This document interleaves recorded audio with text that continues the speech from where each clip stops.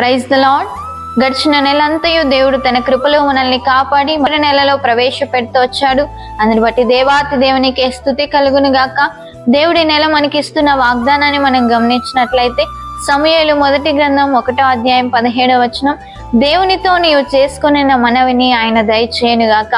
ప్రియ దేవుని బిడ్డలారా, దేవునితో నువ్వు ఏ మనవైతే చేసుకుంటున్నావో, దేవుని పాదాల చెంత ఏ ప్రార్థన అయితే చేస్తున్నావో, దేనికోసం నువ్వు అడుగుతున్నావో దానిని దేవుడు నీకు దయచేస్తాను అని తన వాగ్దానం ద్వారా చెప్తున్నాడు.